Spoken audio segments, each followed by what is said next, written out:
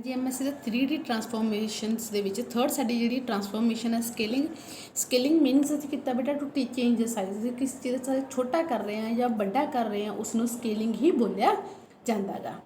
ਤਾਂ ਬਸ just same as a 2D scaling ਹੀ ਹੈ ਕਿ ਤੁਸੀਂ x ਦੇ ਵਿੱਚ ਜੋ ਸਕੇਲਿੰਗ ਫੈਕਟਰ ਲੈ ਕੇ ਆਉਣਾ ਚਾਹੁੰਦੇ ਹੋ ਜਾਂ y ਦੇ ਵਿੱਚ ਜਾਂ z ਦੇ ਵਿੱਚ ਜੋ ਸਕੇਲਿੰਗ ਫੈਕਟਰ ਲੈ ਕੇ ਆਉਣਾ, ਬਟ ਇੱਥੇ ਜਿਹੜਾ ਮੇਨ 2D ਨਾਲੋਂ ਡਿਫਰੈਂਸ ਕੀ ਹੈ ਕਿ ਤੁਹਾਡਾ z ਕੋਆਰਡੀਨੇਟ ਆ ਗਿਆ, ਤਾਂ ਇਸ ਕਰਕੇ ਇੱਕ ਐਡੀਸ਼ਨਲ ਪੈਰਾਮੀਟਰ ਅਸੀਂ z ਤੋਂ ਕਿੰਨਾ ਸਕੇਲ ਕਰਨਾ ਗਾ ਉਸ ਦੀ ਵੈਲਿਊ ਮਤਲਬ ਉਹਦਾ ਸਕੇਲਿੰਗ ਫੈਕਟਰ ਲੈ ਕੇ ਆਵਾਂਗੇ। ਤਿੰਨੋਂ ਹੀ ਐਕਸਿਸ ਤੋਂ ਸਕੇਲਿੰਗ ਫੈਕਟਰ ਅਸੀਂ ਦਿਖਾਵਾਂਗੇ। ਤਾਂ ਜਿਹੜੀ ਸਾਡੀ ਮੈਟ੍ਰਿਕਸ ਉਹਨੂੰ ਵੀ ਸੇਮ ਐਜ਼ 2D ਹੈ, ਜਸਟ ਜਿਹੜੀ z ਦੇ ਲਈ ਅਸੀਂ ਐਕਸਟਰਾ ਪੈਰਾਮੀਟਰ ਲੈ ਕੇ ਆਏ ਉਹਨੂੰ ਵੀ ਇੱਥੇ ਅਸੀਂ ਐਡ ਕਰਾਂਗੇ। ਤਾਂ x ਦਾ ਸਕੇਲਿੰਗ ਫੈਕਟਰ, y ਦਾ ਸਕੇਲਿੰਗ ਫੈਕਟਰ ਤੇ ਨਾਲ ਹੀ ਰਹੂਗਾ ਤੁਹਾਡਾ z ਦਾ ਸਕੇਲਿੰਗ ਫੈਕਟਰ। ਤਾਂ ਅਸੀਂ ਕੀ ਕਹਿੰਦੇ ਹਾਂ, ਸਕੇਲਿੰਗ ਫੈਕਟਰ ਇੰਟੂ p ਕਰਕੇ ਸਾਡੇ ਕੋਲ ਨਵਾਂ ਪੁਆਇੰਟ p ਡੈਸ਼ ਜਿਹੜਾ ਹੈ ਉਹ ਬਣ ਕੇ ਆ ਜਾਂਦਾ। ਉਸਦੀ ਮੈਟ੍ਰਿਕਸ ਰਿਪਰੈਜ਼ੈਂਟੇਸ਼ਨ ਵੀ ਤੁਹਾਨੂੰ ਦਿਖਾਈ ਹੋਈ ਹੈ। ਤਾਂ ਓਬਵੀਅਸਲੀ ਇੱਕ ਅਸੀਂ ਕੀਤਾ ਸੀ ਕਿ ਡਿਫਰੈਂਸ਼ੀਅਲ ਸਕੇਲਿੰਗ ਤੇ ਯੂਨੀਫਾਰਮ ਸਕੇਲਿੰਗ ਕੀ ਹੈ, ਜਦੋਂ ਤਿੰਨੋਂ ਸਕੇਲਿੰਗ ਫੈਕਟਰਸ ਇੱਕੋ ਜਿਹੇ ਨੇ, ਮਤਲਬ ਅਸੀਂ ਕਹਿ ਰਹੇ ਹਾਂ ਕਿ ਤਿੰਨਾਂ ਦੀ ਵੈਲਿਊ ਸੇਮ ਇੰਕਰੀਜ਼ ਕਰਨੀ ਹੈਗੀ, ਤਾਂ ਉਦੋਂ ਅਸੀਂ ਉਸ ਸਕੇਲਿੰਗ ਨੂੰ ਯੂਨੀਫਾਰਮ ਸਕੇਲਿੰਗ ਬੋਲਦੇ ਹਾਂ। ਅਤੇ ਜਦੋਂ ਤਿੰਨੋਂ ਇੱਕੋ ਜਿਹੀ ਨਹੀਂ ਹੈ ਉਦੋਂ ਅਸੀਂ ਸਕੇਲਿੰਗ ਨੂੰ ਡਿਫਰੈਂਸ਼ੀਅਲ ਸਕੇਲਿੰਗ ਬੋਲਦੇ ਹਾਂ। ਉਸ ਸਕੇਲਿੰਗ ਨੂੰ ਤੁਸੀਂ ਮੈਟ੍ਰਿਕਸ ਫਾਰਮ ਦੇ ਵਿੱਚ ਲਿਖੋ, ਜਾਂ ਤੁਸੀਂ ਇੱਕ ਨੋਰਮਲ ਇਕੁਏਸ਼ਨ ਜਿਹੜੀ ਟਰਾਂਸਫੋਰਮੇਸ਼ਨ ਇਕੁਏਸ਼ਨ ਆ ਉਸ ਦੇ ਵਿੱਚ ਇੱਦਾਂ ਵੀ ਲਿਖ ਕੇ ਦਿਖਾ ਸਕਦੇ ਹੋ ਕਿ ਅਸੀਂ x ਇੰਟੂ x ਦਾ ਜੋ ਸਕੇਲਿੰਗ ਫੈਕਟਰ ਹੈ, y ਇੰਟੂ y ਦਾ ਸਕੇਲਿੰਗ ਫੈਕਟਰ, z ਇੰਟੂ z ਦਾ ਸਕੇਲਿੰਗ ਫੈਕਟਰ ਕਰਕੇ ਸਾਡੇ ਨਵੇਂ point x dash y dash z dash ਨੂੰ ਅਸੀਂ ਜਿਹੜਾ ਹੈ ਕੰਪਿਊਟਰ ਕਰ ਸਕਦੇ ਹੈਗੇ। ਤੁਹਾਡੇ ਡਾਇਗਰਾਮ ਦੇ ਵਿੱਚ ਉਸ ਤੋਂ ਨੈਕਸਟ ਵੀ ਦਿਖਾਇਆ ਹੋਇਆ ਸਕੇਲਿੰਗ ਕਰਕੇ, ਅਤੇ ਨਾਲ ਹੀ ਜਿਹੜਾ ਇਸ 'ਤੇ ਆਉਂਦਾ ਤੁਹਾਡਾ ਸਕੇਲਿੰਗ ਦਾ ਇਨਵਰਸ। ਤੁਹਾਨੂੰ ਸਕੇਲਿੰਗ ਇਨਵਰਸ ਸਿੰਪਲ ਹੈ ਬੇਟਾ, ਦੇਖੋ ਜਿੱਥੇ ਨੋਰਮਲ ਸਕੇਲਿੰਗ ਕਰ ਲਈ ਅਸੀਂ ਇੰਟੂ ਲੈ ਕੇ ਆ ਰਹੇ ਸੀ, ਹੁਣ ਉਹੀ ਸਕੇਲਿੰਗ ਤੁਹਾਡੀ ਕਾਹਦੇ ਵਿੱਚ ਰਹੂਗੀ, ਡਿਵੀਜ਼ਨ ਦੇ ਵਿੱਚ। ਸਕੇਲਿੰਗ ਦਾ ਇਨਵਰਸ ਅਸੀਂ ਉੱਪਰ -1 ਪਾਇਆ ਨਾ, ਦੈਟ ਮੀਨਸ ਅਸੀਂ ਸਕੇਲਿੰਗ ਦਾ ਇਨਵਰਸ ਕਰਕੇ ਦੋ ਸ਼ੋ ਕਰ ਰਹੇ ਹਾਂ, ਤਾਂ ਸਕੇਲਿੰਗ ਦਾ ਇਨਵਰਸ ਤੁਹਾਡਾ ਕੁਛ ਇੱਦਾਂ ਰਹੂਗਾ। ਸਕੇਲਿੰਗ ਤੋਂ ਬਾਅਦ ਡਾਇਗਰਾਮ ਵਿੱਚ ਤੁਹਾਨੂੰ ਦਿਖਾਇਆ ਹੋਇਆ, ਫਿਰ ਨੈਕਸਟ ਆਉਂਦਾ ਕਿ ਇੱਕ ਤਾਂ ਸੀ ਕਿ ਅਸੀਂ ਸਕੇਲਿੰਗ ਦੇਖੋ ਸਾਡੇ ਓਰੀਜਨ ਤੋਂ ਇੱਥੋਂ ਹੀ ਅਸੀਂ ਸਕੇਲਿੰਗ ਕੀਤੀ ਹੈ। ਦੂਸਰਾ ਆਉਂਦਾ ਸੀ ਸਕੇਲਿੰਗ ਓਰੀਜਨ ਤੋਂ ਨਹੀਂ ਕਰਕੇ ਇੱਕ ਕਿਸੇ ਫਿਕਸ ਪੁਆਇੰਟ ਤੋਂ ਕਰਨਾ ਚਾਹੁੰਦੇ ਹੋ, ਤਾਂ ਉਹਦੇ ਲਈ ਤੁਹਾਨੂੰ ਪਹਿਲਾਂ ਹੀ ਪਤਾ ਆਪਾਂ ਕੰਪੋਜ਼ਿਟ ਟਰਾਂਸਫੋਰਮੇਸ਼ਨ ਲਗਾਉਣੇ ਹੁੰਦੇ ਆ। ਕੰਪੋਜ਼ਿਟ ਟਰਾਂਸਫੋਰਮੇਸ਼ਨ ਮਤਲਬ ਪਹਿਲਾਂ ਟਰਾਂਸਲੇਟ ਕਰੋ ਤੁਹਾਡੇ ਉਸ ਪੁਆਇੰਟ ਨੂੰ, ਤਾਂ ਉਹਦੇ ਲਈ ਕੀ ਹੈ, ਹੁਣ ਸਪੋਜ਼ ਕਰੋ ਬੇਟਾ ਮੈਂ ਓਰੀਜਨ ਤੋਂ ਨਹੀਂ ਟਰਾਂਸਲੇਟ ਕਰਨ ਨੂੰ ਕਿਹਾ, ਮੈਂ ਟਰਾਂਸਲੇਟ ਕਰਨ ਨੂੰ ਕਿਹਾ ਇਸ ਪੁਆਇੰਟ ਤੋਂ। ਤਾਂ ਲੌਜਿਕ ਦੇਖੋ ਕੀ ਹੈ, ਪਹਿਲਾਂ ਇਸ ਪੁਆਇੰਟ ਨੂੰ ਹੀ ਟਰਾਂਸਲੇਟ ਕਰਕੇ ਇੱਥੇ ਲੈ ਆਏ, ਇੱਥੋਂ ਫਿਰ ਸਕੇਲ ਕਰੋ, ਸਕੇਲਿੰਗ ਵੀ ਕਰਤੀ, ਫਿਰ ਵਾਪਸ ਉਸ ਪੁਆਇੰਟ ਨੂੰ ਟਰਾਂਸਲੇਟ ਕਰਕੇ ਵਾਪਸ ਰੱਖਿਓ, ਮਤਲਬ ਟਰਾਂਸਲੇਸ਼ਨ ਦਾ ਇਨਵਰਸ ਕਰ ਦਿਓ। ਜਾਨੀ ਕਿ ਅਸੀਂ ਕੀਤਾ ਟਰਾਂਸਲੇਸ਼ਨ ਦੈਨ ਸਕੇਲਿੰਗ ਦੈਨ ਟਰਾਂਸਲੇਸ਼ਨ ਦਾ ਇਨਵਰਸ।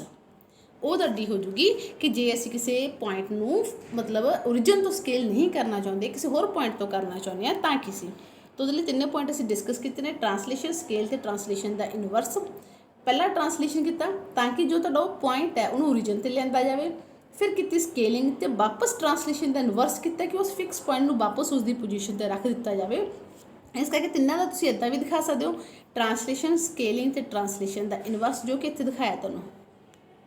ਟਰਾਂਸਲੇਸ਼ਨ ਦਾ ਲਗਾਇਆ ਟਰਾਂਸਲੇਸ਼ਨ ਫੈਕਟਰਸ, ਸਕੇਲਿੰਗ ਫੈਕਟਰਸ, ਟਰਾਂਸਲੇਸ਼ਨ ਦੇ ਹੀ ਫੈਕਟਰਸ ਨੂੰ ਕਰ ਦਿਓ ਇਨਵਰਸ ਦੇ ਵਿੱਚ। ਅਤੇ ਐਸੇ ਹੀ ਕੰਪੋਜ਼ਿਟ ਟਰਾਂਸਫੋਰਮੇਸ਼ਨ ਨੂੰ ਤੁਸੀਂ ਮੈਟ੍ਰਿਕਸ, ਤਿੰਨਾਂ ਦੀ ਮੈਟ੍ਰਿਕਸ ਲਗਾ ਕੇ ਵੀ ਰਿਪਰੈਜ਼ੈਂਟ ਕਰਕੇ ਦਿਖਾ ਸਕਦੇ ਹੋ ਅਗਰ ਚਾਹੁੰਦੇ ਹੋ, ਅਦਰਵਾਈਜ਼ ਤੁਹਾਨੂੰ ਲੋੜ ਨਹੀਂ ਹੈ ਬੇਟਾ ਇਸ ਦੀ, ਬਟ ਲਿਖਣਾ ਵੀ ਚਾਹੁੰਦੇ ਹੋ ਤਾਂ ਇਕੱਲੇ ਸਕੇਲਿੰਗ ਟਰਾਂਸਫੋਰਮੇਸ਼ਨ ਦੀ, ਦੈਨ ਸਕੇਲਿੰਗ ਦੈਨ ਟਰਾਂਸਫੋਰਮੇਸ਼ਨ ਦੇ ਇਨਵਰਸ ਦੀ 3 ਮੈਟ੍ਰਿਕਸ ਲਿਖੋ। ਕੰਬਾਈਨਡ ਮੈਟ੍ਰਿਕਸ ਕਰਨੀ ਹੈ ਕਰੋ, ਅਦਰਵਾਈਜ਼ ਤੁਸੀਂ ਇਸ ਪਾਰਟ ਨੂੰ ਸਕਿਪ ਕਰ ਸਕਦੇ ਹੋ। ਦੈਨ ਨੈਕਸਟ ਆਉਂਦਾ ਬੇਟਾ ਸਾਡਾ ਟੌਪਿਕ ਰਿਫਲੈਕਸ਼ਨ। ਰਿਫਲੈਕਸ਼ਨ ਵੀ ਅਸੀਂ ਪਹਿਲਾਂ ਦੇਖਿਆ ਕਿ ਰਿਫਲੈਕਸ਼ਨ ਕੀ ਕਰਦਾ, ਕਿਸੇ ਚੀਜ਼ ਦੀ ਮਿਰਰ ਇਮੇਜ ਬਣਾਉਂਦਾ। ਜਿਵੇਂ 2D ਦੇ ਵਿੱਚ ਅਸੀਂ ਕੀਤਾ ਸੀ ਕਿ ਸਾਡੇ ਕੋਈ ਆਹ ਇਮੇਜ ਹੈ, ਅਸੀਂ ਇਸ ਨੂੰ ਰਿਫਲੈਕਟ ਕੀਤਾ, ਸਾਡੇ ਕੋਲ ਇਹਦੀ ਆਹ ਇਮੇਜ ਬਣ ਜੂਗੀ, ਇਸ ਐਕਸਿਸ ਤੋਂ ਉਹਨੇ ਰਿਫਲੈਕਟ ਕਰਤਾ। ਤਾਂ ਫਰਕ ਕੀ ਪਿਆ, ਜਸਟ ਕੁਛ ਨਹੀਂ, ਜੇ ਅਸੀਂ ਐਕਸ ਐਕਸਿਸ ਤੋਂ ਮਿਰਰ ਇਮੇਜ ਪ੍ਰੋਡਿਊਸ ਕਰਨਾ ਚਾਹੁੰਦੇ ਹਾਂ, ਐਕਸ ਦੀਆਂ ਵੈਲਿਊਜ਼ ਤਾਂ ਉਹੀ ਹੋ ਰਹੀਆਂ, ਬਟ ਵਾਈ ਦੀਆਂ ਵੈਲਿਊਜ਼ ਨੈਗੇਟਿਵ ਹੋਊਗਾ। ਜਿੰਨੀ ਵਾਈ ਦੀ ਵੈਲਿਊ ਇੱਥੇ ਸੀ ਉਨੀ ਇੱਥੇ ਨੈਗੇਟਿਵ ਦੇ ਵਿੱਚ ਆ ਗਈ, ਜਿੰਨੀ ਇੱਥੇ ਵੈਲਿਊ ਸੀ ਉਨੀ ਹੀ ਇੱਥੇ ਨੈਗੇਟਿਵ ਦੇ ਵਿੱਚ ਆ ਗਈ। ਤਾਂ ਇਹ ਹੁੰਦਾ ਸੀ ਸਾਡਾ ਲੌਜਿਕ 2D ਰਿਫਲੈਕਸ਼ਨ ਦੇ ਵਿੱਚ। ਇੱਥੇ ਵੀ ਰਿਫਲੈਕਸ਼ਨ ਕੁਛ ਉੱਦਾਂ ਹੀ ਰਹੂਗੀ, ਬਟ ਇੱਥੇ ਜੋ ਰਿਫਲੈਕਸ਼ਨ ਨੇ ਬੇਟਾ ਅਸਲ ਦੇ ਵਿੱਚ ਤੁਹਾਡੀ ਬੁੱਕ ਦੇ ਵਿੱਚ ਅਕੋਰਡਿੰਗ ਟੂ ਕੋਆਰਡੀਨੇਟ ਐਕਸਿਸ ਵੀ ਦਿਖਾਇਆ, ਅਕੋਰਡਿੰਗ ਟੂ ਪਲੇਨਸ ਵੀ ਦਿਖਾਇਆ। ਤੁਸੀਂ ਅਕੋਰਡਿੰਗ ਟੂ ਪਲੇਨਸ ਚਾਹੋ ਤਾਂ ਲਿਖ ਸਕਦੇ ਹੋ, ਅਦਰਵਾਈਜ਼ ਬੜਾ ਲੈਂਥੀ ਟੌਪਿਕ ਚਲਾ ਜਾਊਗਾ। ਜੇ ਅਸੀਂ ਡਿਸਕਸ਼ਨ ਕਰੀਏ ਤਾਂ ਰਿਫਲੈਕਸ਼ਨ ਕੀ ਹੁੰਦੀ ਹੈ, ਕਿਸੇ ਚੀਜ਼ ਨੂੰ 180 ਦੇ ਡਿਗਰੀ ਤੋਂ ਰੋਟੇਟ ਕਰ ਦੇਣ ਨੂੰ ਹੀ ਅਸੀਂ ਰਿਫਲੈਕਸ਼ਨ ਬੋਲਦੇ, ਕਿ ਅਸੀਂ 180 ਦੇ ਐਂਗਲ ਤੋਂ ਘੁਮਾਤੀ ਕੋਈ ਚੀਜ਼, ਠੀਕ ਹੈ। ਤਾਂ ਹੁਣ ਰਿਫਲੈਕਸ਼ਨ ਦੇ ਵਿੱਚ ਕੀ ਆ, ਐਕਸਿਸ ਤੋਂ ਕਰਨਾ ਤਾਂ ਅਸੀਂ ਐਕਸ ਵਾਈ ਜ਼ੈਡ 3 ਐਕਸਿਸ ਤੋਂ ਕਰਾਂਗੇ, ਪਲੇਨਸ ਤੋਂ ਕਰਨਾ ਤਾਂ ਅਸੀਂ X Y plane, Y Z plane, Z X plane, ਤਿੰਨਾਂ ਤੋਂ ਅਸੀਂ ਕਰਕੇ ਦੇਖ ਸਕਦੇ ਹਾਂ। ਤਾਂ ਹੁਣ ਜਿਹੜੀ ਰਿਫਲੈਕਸ਼ਨ ਹੈ, ਜੇ ਅਸੀਂ ਕੋਆਰਡੀਨੇਟ ਐਕਸਿਸ ਤੋਂ ਕਰ ਰਹੇ ਹਾਂ, ਠੀਕ ਹੈ, ਜਿਵੇਂ ਐਕਸ ਐਕਸਿਸ ਤੋਂ ਵਾਈ ਐਕਸਿਸ ਤੋਂ ਕਰ ਰਹੇ ਹਾਂ, ਤਾਂ ਸਾਡਾ ਲੌਜਿਕ ਕੀ ਰਹੂਗਾ? ਲੌਜਿਕ ਸਾਡਾ ਇਹ ਰਹੂਗਾ ਕਿ ਐਕਸ ਵਾਈ ਜ਼ੈਡ ਦੇ ਵੈਲਿਊਜ਼ ਤਾਂ ਸੇਮ ਰਹਿਣਗੀਆਂ, ਜਸਟ ਜਿਹੜਾ ਤੁਹਾਡਾ ਸਾਈਨ ਹੈ, ਮਤਲਬ ਡਾਇਰੈਕਸ਼ਨ ਉਹ ਚੇਂਜ ਹੋ ਜੂ, ਮਤਲਬ ਕੋਈ ਨੈਗੇਟਿਵ ਦੇ ਵਿੱਚ ਚਲਾ ਜਾਊਗਾ ਕੌਣ? ਉਹ ਦੇਖਦੇ ਹਾਂ। ਜੇ ਅਸੀਂ ਰਿਫਲੈਕਸ਼ਨ ਕਰ ਰਹੇ ਹਾਂਗੇ ਐਕਸ ਐਕਸਿਸ ਤੋਂ ਕਰ ਰਹੇ ਹਾਂ, ਤਾਂ ਐਕਸ ਅਨਚੇਂਜਡ ਰਿਹਾ, ਬਾਕੀ ਦੋਨਾਂ ਦੇ ਵਾਈ ਅਤੇ ਜ਼ੈਡ ਦੇ ਜਿਹੜੇ ਸਾਈਨ ਨੇ ਉਹ ਹੋ ਜਾਣਗੇ ਤੁਹਾਡੇ ਨੈਗੇਟਿਵ ਦੇ ਵਿੱਚ।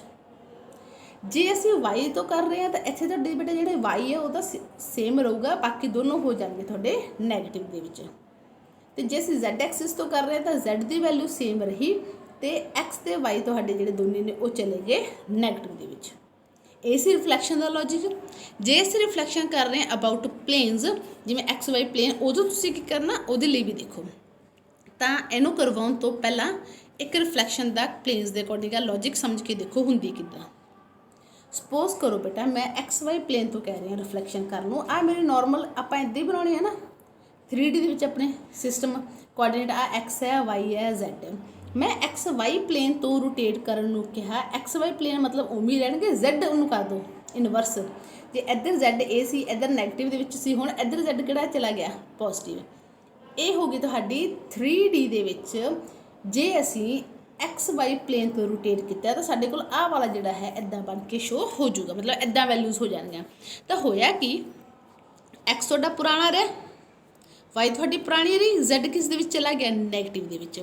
ਐਸੀ ਚੀਜ਼ ਨੂੰ ਤੁਸੀਂ ਮੈਟ੍ਰਿਕਸ ਦੇ ਵਿੱਚ ਵੀ ਰਿਪਰੈਜ਼ੈਂਟ ਕਰ ਸਕਦੇ ਹੋ, ਐਕਸ ਦੀ ਵੈਲਿਊ ਸੇਮ ਹੈ, ਵਾਈ ਦੀ ਸੇਮ ਹੈ, ਜ਼ੈਡ ਨੂੰ ਕਰੋ ਨੈਗੇਟਿਵ, ਬਾਕੀ ਤੁਹਾਡੀ ਉੱਦਾਂ ਹੀ ਮੈਟ੍ਰਿਕਸ ਕਿ ਇਹਨਾਂ ਤਿੰਨਾਂ ਪੁਆਇੰਟਸ ਦਾ ਕਰਾਂਗੇ ਤੁਸੀਂ। ਤਾਂ ਤੁਹਾਡੇ ਕੋਲ ਨਵੇਂ ਪੁਆਇੰਟ ਪੀ ਡੈਸ਼ ਜਾਂ ਕਹਿ ਲਓ X dash, Y dash, Z dash 1 ਇਹ ਬਣ ਕੇ ਆ ਜਾਣਗੇ।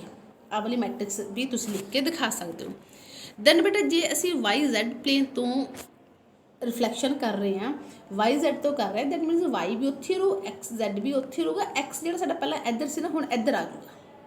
ਤਾਂ ਐਸੇ ਹੀ ਡਾਇਗਰਾਮ ਦਾ ਰਿਫਲੈਕਸ਼ਨ ਅਸੀਂ ਇੱਥੇ ਦਿਖਾਈ ਹੋਈ ਹੈ ਵਾਈ ਜ਼ੈਡ ਪਲੇਨ ਦੇ ਵਿੱਚ, ਯਾਨੀ ਕਿ ਐਕਸ ਸਾਡਾ ਗਿਆ ਨੈਗੇਟਿਵ ਦੇ ਵਿੱਚ, ਬਾਕੀ ਸਾਰੇ ਉੱਦਾਂ ਹੀ ਰਹਿਣਾ ਵੈਲਿਊਜ਼।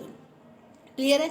ਇਹ ਚੀਜ਼ ਮੈਟ੍ਰਿਕਸ ਰਿਪਰੈਜ਼ੈਂਟੇਸ਼ਨ ਲਿਖ ਸਕਦੇ ਹੋ, ਜਾਂ ਜੋ ਇੱਥੇ ਲਿਖੀ ਹੋਈ ਸੋ ਉਸ ਤਰ੍ਹਾਂ ਵੀ ਤੁਸੀਂ ਲਿਖ ਸਕਦੇ ਹੋ। ਤਾਂ ਅਸੀਂ ਕੀ ਲਿਖਾਂਗੇ?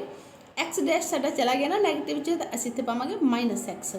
ਵਾਈ ਡੈਸ਼ ਪੁਰਾਣਾ ਹੀ ਹੈ ਤਾਂ ਵਾਈ, ਜ਼ੈਡ ਡੈਸ਼ ਪੁਰਾਣਾ ਹੀ ਹੈ ਤਾਂ ਜ਼ੈਡ। ਐਸੀ ਹੀ ਮੈਟ੍ਰਿਕਸ ਨੂੰ ਇਸ ਫਾਰਮ ਦੇ ਵਿੱਚ ਵੀ ਤੁਸੀਂ ਲਿਖ ਸਕਦੇ ਹੋ। ਮਤਲਬ ਆਹ ਵਾਲੀ ਮੈਟ੍ਰਿਕਸ ਮੈਂ ਸਾਰੀਆਂ ਨਹੀਂ ਲਿਖਿਆ ਬਾਰ-ਬਾਰ, ਆਹ ਵਾਲੀ ਮੈਟ੍ਰਿਕਸ ਨੂੰ ਤੁਸੀਂ ਇਸ ਤਰੀਕੇ ਦੇ ਵਿੱਚ ਵੀ ਲਿਖ ਸਕਦੇ ਹੋ। ਉਦੋਂ ਸਾਡਾ ਕੌਣ ਨੈਗੇਟਿਵ ਦੇ ਵਿੱਚ ਜਾ ਰਿਹਾ? ਐਕਸ। ਪਹਿਲਾਂ ਸਾਡਾ ਜ਼ੈਡ ਜਾ ਰਿਹਾ ਸੀ, ਹੁਣ ਐਕਸ ਜਾਊਗਾ।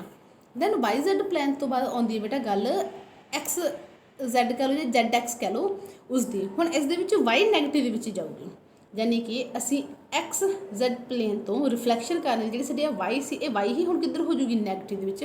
ਤਾਂ ਡਾਇਗਰਾਮ ਕੁਝ ਇੱਦਾਂ ਦਾ ਤੁਹਾਡੇ ਕੋਲ ਬਣ ਜੂਗਾ। ਤਾਂ ਇਸ ਦੀ ਰਿਫਲੈਕਸ਼ਨ ਵੀ ਅਸੀਂ ਸ਼ੋ ਕੀਤੀ ਹੈ। ਕਿੱਦਾਂ ਸ਼ੋ ਕੀਤੀ ਹੈ? ਇਸ ਦੇ ਵਿੱਚ ਜ਼ੈਡ ਐਕਸ ਹੈ, ਯਾਨੀ ਕਿ ਇਹਨਾਂ ਨੂੰ ਤਾਂ ਰੱਖਾਂਗੇ ਸੇਮ, ਵਾਈ ਨੂੰ ਅਸੀਂ ਕਰ ਦਿਆਂਗੇ ਇਨਵਰਸ। ਵਾਈ ਸਾਡੀ ਇਨਵਰਸ ਹੋਣੀ ਸੀ, ਅਸੀਂ ਉਸ ਨੂੰ ਇਨਵਰਸ ਕੀਤਾ ਤਾਂ ਸਾਡੇ ਕੋਲ ਜਿਹੜੀ ਮੈਟ੍ਰਿਕਸ ਰਿਪਰੈਜ਼ੈਂਟੇਸ਼ਨ ਉਹ ਆ ਗਈ। ਨੋਰਮਲ ਲਿਖਣੀ ਚਾਹੋਗੇ ਤਾਂ ਉਹ ਵੀ ਤੁਸੀਂ ਲਿਖ ਸਕਦੇ ਹੋ। ਐਕਸ ਡੈਸ਼ ਬਣੂਗਾ ਪਹਿਲਾਂ ਵਾਲਾ ਹੀ ਐਕਸ, ਵਾਈ ਡੈਸ਼ ਬਣੂਗੀ ਪਹਿਲਾਂ ਵਾਲੀ ਵਾਈ ਦਾ ਇਨਵਰਸ, ਜ਼ੈਡ ਡੈਸ਼ ਬਣੂਗਾ ਪਹਿਲਾਂ ਵਾਲਾ ਜ਼ੈਡ। ਇਸ ਤਰੀਕੇ ਨਾਲ ਵੀ ਤੁਸੀਂ ਰਿਫਲੈਕਸ਼ਨ ਲਿਖ ਸਕਦੇ ਹੋ। ਤਾਂ ਆਈ ਹੋਪ ਇਸ ਦਾ ਸਕਰੀਨਸ਼ਾਟ ਲੈ ਲਿਓ। ਹੁਣ ਵਾਪਸ ਤੁਹਾਡੀ ਬੁੱਕ ਦੀ ਆਪਾਂ ਥਿਊਰੀ ਸ਼ੁਰੂ ਕਰਦੇ ਹਾਂ। ਰਿਫਲੈਕਸ਼ਨ ਅਬਾਊਟ ਪਲੇਨਸ ਦੇ ਵਿੱਚ ਅਸੀਂ ਕੀਤੀ ਕਿਸ ਤਿੰਨ ਤਰੀਕੇ ਨਾਲ ਰਿਫਲੈਕਸ਼ਨ ਕਰ ਸਕਦੇ ਹਾਂ, ਅਤੇ ਇੱਥੇ ਸਾਨੂੰ ਕਿਹਾ ਗਿਆ ਇਹਨਾਂ ਨੇ ਰਿਫਲੈਕਸ਼ਨ ਕਰਨ ਦੀ ਐਕਸ ਵਾਈ ਪਲੇਨ ਤੋਂ। ਐਕਸ ਵਾਈ ਪਲੇਨ ਤੋਂ ਕਿਹਾ ਤਾਂ ਉਹਨਾਂ ਨੇ ਕਿਹਾ ਜ਼ੈਡ ਦੀ ਜਿਹੜੀ ਵੈਲਿਊ ਰਿਵਰਸ ਮਤਲਬ ਨੈਗੇਟਿਵ ਦੇ ਵਿੱਚ ਚਲੀ ਜਾਊਗੀ, ਰਿਵਰਸ ਹੋ ਜਾਊਗਾ ਉਸਦਾ ਸਿੰਬਲ। ਜ਼ਰੂਰੀ ਨਹੀਂ ਨੈਗੇਟਿਵ, ਪੋਜ਼ੀਟਿਵ ਹੈ ਤਾਂ ਨੈਗੇਟਿਵ, ਨੈਗੇਟਿਵ ਹੈ ਤਾਂ ਪੋਜ਼ੀਟਿਵ ਦੇ ਵਿੱਚ ਚਲੀ ਜਾਊਗੀ। ਐਕਸ ਵਾਈ ਸੇਮ ਰਹਿਣਗੇ। ਤਾਂ ਉਸਦੀ ਰਿਪਰੈਜ਼ੈਂਟੇਸ਼ਨ ਤੁਹਾਡੀ ਦਿੱਤੀ ਹੈ। ਡਾਇਗਰਾਮ ਵੀ ਉਹਨਾਂ ਨੇ ਬੇਟਾ ਬਣਾ ਕੇ ਦਿਖਾਇਆ, ਬਟ ਡਾਇਗਰਾਮ ਤੁਸੀਂ ਚਾਹੋ ਤਾਂ ਮੇਰੇ ਵਾਲਾ ਜਿਹੜਾ ਡਾਇਗਰਾਮ ਹੈ ਉਹ ਬਣਾ ਕੇ ਦਿਖਾ ਸਕਦੇ ਹੋ। ਮਤਲਬ ਐਕਸ ਵਾਈ ਤਾਂ ਉੱਦਾਂ ਹੀ ਰਹੇ, ਠੀਕ ਹੈ, ਜੋ ਪਹਿਲਾਂ ਜ਼ੈਡ ਸੀਗਾ, ਠੀਕ ਹੈ, ਇੱਧਰ ਤਾਂ ਹੁਣ ਇੱਧਰ ਚਲਾ ਜਾਊਗਾ ਤੁਹਾਡਾ ਇੱਧਰ। ਜੇ ਇੱਧਰ ਸੀ ਤਾਂ ਉਹ ਇੱਧਰ ਹੋ ਜਾਊ। ਇੱਥੇ ਦਿਖਾ ਰਿਹਾ ਤੁਹਾਡੇ ਨਵੇਂ ਪੁਆਇੰਟਸ ਕਿ ਪਹਿਲਾ ਪੁਆਇੰਟ ਸੀ ਪੀ, ਉਸਦੀ ਰਿਫਲੈਕਸ਼ਨ ਹੋ ਗਈ ਪੀ ਡੈਸ਼ ਦੇ ਵਿੱਚੋਂ। ਕਲੀਅਰ? ਡਾਇਗਰਾਮ ਦੇ ਵਿੱਚ ਵੀ ਦਿਖਾਇਆ, ਬਟ ਡਾਇਗਰਾਮ ਤੁਸੀਂ ਨਹੀਂ ਦਿਖਾ ਪਾਓਗੇ ਐਗਜ਼ਾਮਸ ਦਾ। ਡਾਇਗਰਾਮ ਤੁਸੀਂ ਰਹਿਣ ਦਿਓ, ਪੁਆਇੰਟ ਚਾਹੋ ਤਾਂ ਪੁਆਇੰਟ ਦਿਖਾ ਸਕਦੇ ਹੋ। ਰਿਫਲੈਕਸ਼ਨ ਦੀ ਮੈਟ੍ਰਿਕਸ ਤੁਹਾਨੂੰ ਮੈਂ ਪਹਿਲਾਂ ਵੀ ਕੀਤੀ ਹੈ ਆਪਾਂ ਕਿ ਰਿਫਲੈਕਸ਼ਨ ਦੇ ਵਿੱਚ ਅਸੀਂ ਕੀ ਕਰਦੇ, ਸਿਰਫ ਜ਼ੈਡ ਨੈਗੇਟਿਵ ਦੇ ਵਿੱਚ, ਬਾਕੀ ਸਾਡਾ ਸੇਮ ਹੈ। ਕਲੀਅਰ? ਹੁਣ ਵਾਈ ਜ਼ੈਡ ਤੋਂ ਕਰ ਰਹੇ ਹਾਂ ਜੇ ਅਸੀਂ, ਤਾਂ ਸਾਡਾ ਵਾਈ ਜ਼ੈਡ ਤੋਂ ਕਰਦੇ ਸਮੇਂ ਜਿਹੜਾ ਸਾਡਾ ਐਕਸ ਹੈ ਉਹ ਜਾਊਗਾ ਇਨਵਰਸ। ਐਕਸ ਹੋ ਗਿਆ ਮਾਈਨਸ ਦੇ ਵਿੱਚ, ਬਾਕੀ ਜਿਹੜਾ ਤੁਹਾਡਾ ਐਕਸ ਤੇ ਵਾਈ ਤੇ ਜ਼ੈਡ ਨੇ ਉਹ ਰਹਿਣਗੇ ਸੇਮ। ਤਾਂ ਅਸੀਂ ਦਿਖਾਇਆ ਐਕਸ ਸਾਈਡ ਤੋਂ ਕਿ ਸਪੋਜ਼ ਤੁਹਾਡਾ ਕੋਈ ਪੁਆਇੰਟ ਹੈ ਉਹਦਾ ਪੀ ਡੈਸ਼ ਇੱਥੇ ਬਣੂਗਾ। ਕਿੱਦਾਂ ਬਣਿਆ ਪਹਿਲਾਂ, ਜੇ ਤੁਹਾਡਾ ਐਕਸ ਇੱਥੇ ਸੀ ਤਾਂ ਇੱਥੇ ਆ ਜਾਊਗਾ। ਤੁਸੀਂ ਇਜ਼ਲੀ ਮੇਰੇ ਵਾਲਾ ਡਾਇਗਰਾਮ ਵੀ ਬਣਾ ਸਕਦੇ ਹੋ। ਤਾਂ ਐਕਸ ਹੀ ਅਸੀਂ ਇਕੱਲਾ ਇਨਵਰਸ ਕਰਾਂਗੇ, ਬਾਕੀ ਵੈਲਿਊਜ਼ ਰਹਿਣੀਆਂ ਸੇਮ। ਜੇ ਅਸੀਂ ਜ਼ੈਡ ਐਕਸ ਤੋਂ ਰਿਫਲੈਕਸ਼ਨ ਕਰਕੇ ਦਿਖਾ ਰਹੇ ਹਾਂ ਤਾਂ ਸਾਡੀ ਇੱਥੇ ਜ਼ੈਡ ਐਕਸ ਤੋਂ ਰਿਫਲੈਕਸ਼ਨ ਲਈ ਜ਼ੈਡ ਤੇ ਐਕਸ ਤੋਂ ਉੱਦਾਂ ਹੀ ਰਹਿਣਗੇ। ਵਾਈ ਜਾਊਗੀ ਤੁਹਾਡੀ ਨੈਗੇਟਿਵ ਮਤਲਬ ਇਨਵਰਸ ਦੇ ਵਿੱਚ, ਜਿਵੇਂ ਤੁਹਾਨੂੰ ਡਾਇਗਰਾਮ ਦੇ ਵਿੱਚ ਵੀ ਸ਼ੋ ਕਰਕੇ ਦਿਖਾਇਆ ਗਿਆ। ਵਾਈ ਦਾ ਇਨਵਰਸ ਲੈ ਕੇ ਦਿਖਾਇਆ ਸੀ, ਕੋਈ ਪੁਆਇੰਟ ਇੱਥੇ ਸੀ ਅਸੀਂ ਉਸਨੂੰ ਇੱਥੇ ਲਿਆਂਦਾ ਤਾਂ ਵਾਈ ਹੋਗੀ ਤੁਹਾਡੇ ਇੱਥੇ ਇਨਵਰਸ। ਕਲੀਅਰ? ਉਸ ਦੇ ਵਿੱਚ ਮੈਟ੍ਰਿਕਸ ਫਾਰਮ ਦੇ ਵਿੱਚ ਵੀ ਤੁਹਾਨੂੰ ਦਿਖਾਇਆ ਹੋਇਆ। ਨੈਕਸਟ ਆਉਂਦਾ ਬੇਟਾ ਰਿਫਲੈਕਸ਼ਨ ਅਬਾਊਟ ਐਨੀ ਅਰਬਿਟਰੇਰੀ ਪਲੇਨ। ਤਾਂ ਇਹ ਸਾਨੂੰ ਕਰਨ ਦੀ ਲੋੜ ਨਹੀਂ ਹੈਗੀ ਕਿ ਮਤਲਬ ਤੁਸੀਂ ਐਕਸ ਬਾਈ ਪਲੇਨ ਤੋਂ ਨਾ ਕਹਿ ਕੇ ਕਿਸੇ ਹੋਰ ਪੁਆਇੰਟ ਤੋਂ, ਮਤਲਬ ਅਸੀਂ ਇੱਦਾਂ ਸੀ ਨਾ ਕਿ ਜਦੋਂ ਪਹਿਲਾਂ ਅਸੀਂ ਰਿਫਲੈਕਸ਼ਨ ਕੀਤੀ ਹੈ ਕਿ ਸਪੋਜ਼ ਕਰੋ ਇਹ ਤੁਹਾਡਾ ਐਕਸ ਹੈ, ਵਾਈ ਹੈ, ਜ਼ੈਡ ਹੈ, ਠੀਕ ਹੈ। ਅਸੀਂ ਕਹਿੰਦੇ ਸੀ ਐਕਸ ਵਾਈ ਤੋਂ ਰਿਫਲੈਕਸ਼ਨ ਕਰੋ। ਹੁਣ ਐਕਸ ਵਾਈ ਨਾ ਕਹਿ ਕੇ ਖੁਦ ਕੁਛ ਤੁਹਾਨੂੰ ਹੋਰ ਵੈਲਿਊਜ਼ ਦੇਣਗੇ ਅਤੇ ਕਹਿਣਗੇ ਇਹਨਾਂ ਤੋਂ ਤੁਸੀਂ ਰਿਫਲੈਕਟ ਕਰਕੇ ਦਿਖਾਓ। ਤਾਂ ਇਹ ਜਿਹੜਾ ਸਾਡਾ ਪੁਆਇੰਟ ਹੈ ਤੁਹਾਨੂੰ ਕਰਨ ਦੀ ਲੋੜ ਨਹੀਂ ਹੈ। ਇਸ ਪਾਰਟ ਨੂੰ ਤੁਸੀਂ ਸਕਿਪ ਕਰ ਸਕਦੇ ਹੋ। ਅਤੇ ਇਸ ਤੋਂ ਬਾਅਦ ਸਾਡੇ ਲਾਸਟ ਰਹਿ ਜਾਊਗੀ ਟੌਪਿਕ ਸ਼ੇਅਰਿੰਗ 3D ਟਰਾਂਸਫੋਰਮੇਸ਼ਨ।